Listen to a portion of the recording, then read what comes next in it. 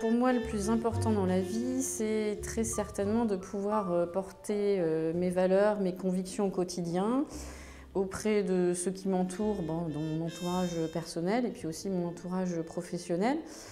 Porter des valeurs et des convictions, faire en sorte que je puisse surtout les partager avec ces personnes et que, pour moi, c'est le plus important, voilà, c'est ce partage et ce savoir-vivre avec l'autre qui fait qu'on pourra avancer tous ensemble.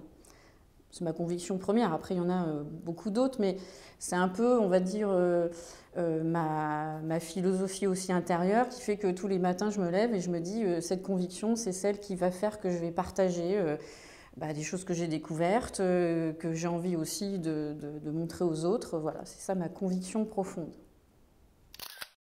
Le regard que je porte sur l'humanité aujourd'hui, j'ai envie de dire que c'est un regard double. Et alors pas mitigé, oui, c'est un regard double. Alors si je le décline, le premier regard que j'ai, c'est un regard confiant, optimiste, parce je pense qu'on est dans une ère, alors je vais aussi peut-être répéter ce que disent de nombreuses personnes, mais on est dans une époque où en fait on est en train de vivre une révolution qui est phénoménale, cette fameuse dont tout le monde parle, révolution numérique. C'est vrai qu'on a tendance à faire aussi beaucoup le parallèle avec le XVIe siècle, cette révolution qu'on a connue avec les humanistes.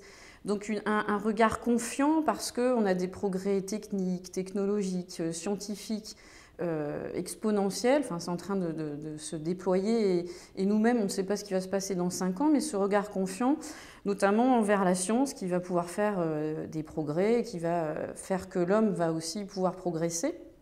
Donc ça, c'est le premier regard que je vais porter, voilà, ce regard confiant. Et quand je disais un regard double ou mitigé, il y a aussi ce regard qui fait que je suis un peu désemparée, ou alors pas un regard pessimiste, mais inquiet par rapport à ce qui se passe aussi dans le monde, c'est-à-dire cette montée progressive des intolérances, quelles qu'elles soient, hein, c'est des intolérances. Alors bien sûr, aujourd'hui, l'actualité fait penser aux intolérances religieuses. Et c'est vrai que ça me renvoie encore au XVIe siècle, hein, sans faire cette lecture anachronique, mais on est dans cette même période où il y a un enthousiasme impressionnant face au progrès et en même temps cette crainte des montées des extrêmes, comme on avait au XVIe siècle avec ces guerres de religion. Donc un regard oui, mitigé, mais qui ne m'empêche pas d'être toujours confiante en l'homme. Du moins, c'est ce qui renvoie aussi à mes convictions profondes. Voilà. Ma plus grosse colère, j'ai envie de dire qu'elle aussi elle se décline en 2 temps, qui est toujours en lien avec l'actualité. C'est-à-dire ma plus grosse colère, c'est par rapport à ce que l'homme, alors avec un grand H, ou là pour le coup ça serait un petit H, le traitement du moins qu'il fait du moins son comportement face à la nature. Ça c'est en ce moment ma plus grande colère, quand je vois qu'on est en train justement de gâcher nos ressources naturelles, qu'on est en train de gâcher ce que nous offre la nature. C'est pour ça que je dis avec un petit H, parce que l'homme se doit de savoir être humble face à tout ce que nous offre la nature. Et ma colère, c'est de voir justement ce gâchis, alors qui est une colère d'autant plus redoublée, parce que cette colère est due au fait qu'on gâche les ressources naturelles pour un simple profit économique. Et que quand on voit aussi que ce sont des lobbies qui sont en train de détruire, alors les exemples sont pléthores et c'est ça qui renforce malheureusement ma colère. Quand on voit l'utilisation qu'on fait du sable dans le monde pour un simple outil, on va dire, économique, hein, pour le profit, quand on voit aussi tout ce qui se passe dans des pays comme l'Amérique du Sud, quand on voit l'utilisation, enfin malheureusement la liste est très longue, ça me met en colère, d'autant plus qu'on est dans une société où l'image fait qu'on ne peut pas ne pas être au courant. Donc on ne peut pas ne pas réagir ou d'être ulcéré, parce que c'est ça. Et on voit comme une sorte d'ironie tragique et ce côté inéluctable, on va petit à petit faire en sorte que les ressources vont... à un moment, la nature est généreuse, mais elle va être aussi limitée. Et ma colère aussi, elle est par rapport à ça, parce que ça c'est une de mes convictions qu'il faut non pas défendre la nature, parce que c'est elle qui nous offre tellement de choses qu'il faut justement faire en sorte que l'on prenne ce qu'elle nous offre. Et puis ma colère, c'est de voir aussi, quand on regarde dans les actualités, le traitement qu'on fait des enfants, dans le monde et de revoir malheureusement se reproduire cet esclavage que l'on a connu des siècles bien avant, hein, l'esclavage d'enfants, d'hommes, de femmes, bah, malheureusement on le retrouve encore aujourd'hui. Et avec cette impression qu'on a alors une impuissance, même si voilà, il y a des hommes et des femmes qui, dans l'anonymat, font des choses extraordinaires, mais on a cette impuissance face au pouvoir, alors qu'on qualifie de pouvoir public. Mais voilà, donc alors, je dirais malheureusement, ma colère n'est pas illimitée, mais du moins en ce moment est assez développée. Alors, ce qui me rend heureuse, c'est que, bah, voilà, étant d'un naturel optimiste, j'ai quand même foi en l'homme. Et je me dis que l'histoire aussi l'a prouvé qu'il est capable de relancer cette confiance envers l'autre. Ce qui me rend heureux, alors je vais peut-être plutôt là, me restreindre à mon quotidien et puis mon expérience. Ce qui me rend heureux, c'est justement que bah, malgré tout, les partages, les échanges sont présents et qu'il y a des hommes, des femmes qui sont prêts à échanger leurs compétences, leurs expériences. Et peut-être, ça peut paraître tout simple, mais étant professeur, ce qui me rend heureuse, c'est bah, de me dire qu'au quotidien, je donne pour que justement ces jeunes bah, soient capables aussi par la suite de prendre ce bagage, ces expériences partagées et soient à leur tour heureux. Il n'y a rien de plus agréable pour un professeur de revoir un élève 10 ans après, qui est un jeune adulte et qui vous dit, voilà, j'ai appris ça de vos cours et j'ai essayé de le transposer dans mon quotidien, dans ma profession. Et je dirais que ce qui me rend heureux, c'est peut-être tout bête, hein, mais c'est au quotidien, c'est des petites doses de bonheur, ces instants, parce que le bonheur n'est pas tous les jours, mais justement ce qui me rend heureux, c'est de se dire qu'il y a ces petits instants que l'on partage et qui vont faire que la fin de journée, bah, malgré tout, la vie est quand même belle. Si j'étais présidente du monde, déjà ça me ferait quelque chose, hein, parce que c'est pas rien. Si j'étais présidente du monde, alors bien sûr, ça c'est la déformation professionnelle, mais c'est une de mes convictions profondes. Si j'étais présidente du monde, la première chose que je rendrais obligatoire, c'est le droit et l'accès à la connaissance et à l'éducation. Alors, je vais peut-être un peu développer, mais c'est ce que je dis toujours aux enfants. La première des choses, c'est on ne devient pas homme, on ne devient pas femme si on n'a pas eu cette chance d'avoir cette éducation. Et j'aime bien rappeler toujours l'origine du mot éducation qui vient du latin ducere, conduire, hors d'eux.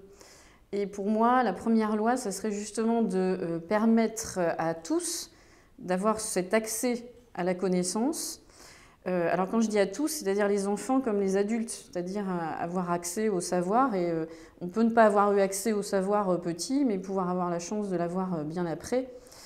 Et donc rendre obligatoire l'accès à la connaissance, au savoir, pour que justement chaque homme, chaque femme soit sur ce chemin. Je reprends l'image, qu'on puisse le conduire sur un chemin, et puis qu'après il puisse sortir de ce chemin et choisir sa propre route.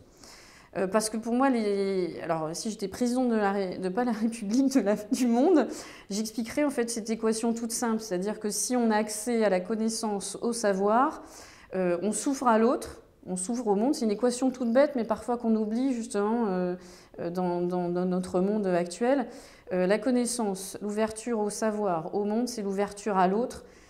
C'est l'ouverture justement et l'acquisition de quelque chose qui est pour moi fondamental et qu'on oublie parfois, c'est le mot liberté.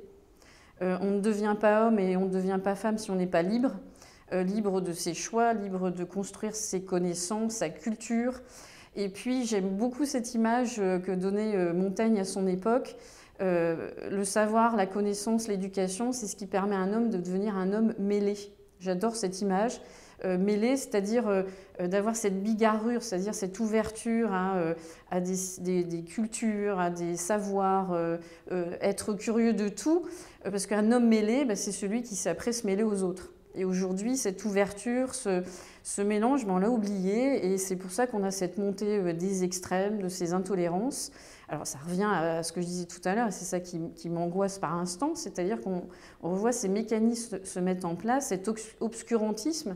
Et donc pour moi, la première pierre et le premier socle de ce qui constitue un homme, c'est son éducation. Sans éducation, on n'est pas libre.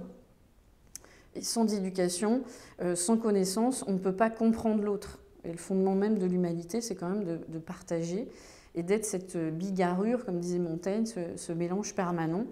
Et c'est ça qui... alors, j'imposerai pas de droit cette loi, mais je la rendrai bien sûr nécessaire. Encore une fois, alors ça rejoint aussi les autres questions. Ce qui me met en colère, c'est de voir que des enfants n'ont pas accès à l'éducation, que des jeunes adultes aussi n'ont pas accès. Et voilà, tout ça, c'est ce qui serait, je pense, les fondements de ma première loi. Une deuxième loi, c'était pas prévu ça.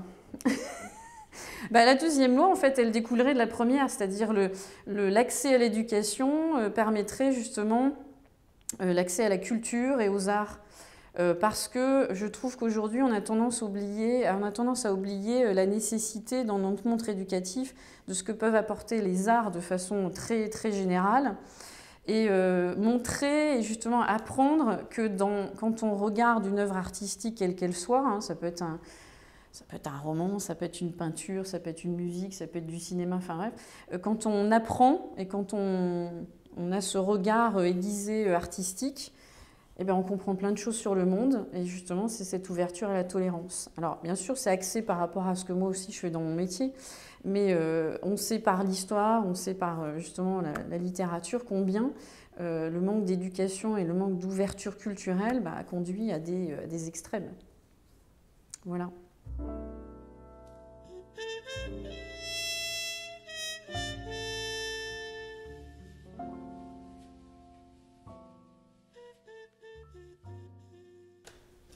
Alors, suspense. Ah, la passion. La passion. Alors pourquoi il y a la tournure interrogative? La passion. C'est quoi la passion? Ça rejoint un peu, c'est marrant parce que ça rejoint un peu ce que j'ai dit précédemment. Alors si je reviens au sens premier du terme, la passion, le sens originel, c'est la souffrance physique et morale. Donc je ne prendrai pas ce sens-là, bien sûr, premier. Pour moi, la passion, ça rejoint un petit peu ce que je disais précédemment, c'est-à-dire ce qui compte le plus, à mon avis, pour être dans l'humanité, c'est justement d'être passionné. C'est-à-dire on est tous guidés justement par des passions. Et puis la première des choses, c'est que ces passions, ça doit être un peu notre guide, mais surtout c'est ce qui doit nous permettre de partager et puis de vivre ensemble et faire en sorte que cette passion devienne une passion collective, quelle qu'elle soit. Donc sans passion, bien sûr, l'homme n'est rien. C'est-à-dire on ne peut pas être conduit et on ne peut pas trouver son chemin et on ne peut pas conduire les autres vers un chemin quel qu'il soit. Donc ça rejoint un petit peu ce que j'ai dit précédemment, c'est-à-dire ça va de pair avec tous ces mots qui sont un peu dans ma sphère de conviction, hein, c'est-à-dire être passionné, être libre, avoir des convictions profondes que l'on partage. Ça rejoint le vivre ensemble, c'est-à-dire cette passion, on peut la mener à bien que si on est avec les autres. Voilà, c'est un champ large aussi, hein, mais après c'est... je dirais que si je reviens dans un domaine aussi éducatif, si on n'a pas la passion de notre métier, on ne peut pas aussi faire en sorte que les autres la savourent pleinement avec un appétit rabelaisien. C'est-à-dire être passionné, c'est aussi faire en sorte qu'après on le transmette aux autres toute la vie. Je ne sais pas si j'ai bien répondu. Après, j'aurais pu faire la passion à la façon Pascal. Parce que chez les classiques, c'est la passion au sens moral, la souffrance, se remettre à Dieu. C'est pas ça. Enfin, pour moi, la passion, c'est pas ça. Là, tu filmeras pas ça. Ah bon? Donc ça, c'est pas... moi, c'est la passion, c'est vraiment au sens... oui, voilà, cette transmission d'envie permanente. Ce carpe diem qui fait qu'on va avoir envie de partager et cueillir cet instant présent avec l'autre. Parce que parfois on oublie. Ces petits bonheurs qui sont distillés par instant dans la vie quotidienne. Comme d'être avec vous. Ça, tu ne le mettras pas. Ça y est, c'est bon ?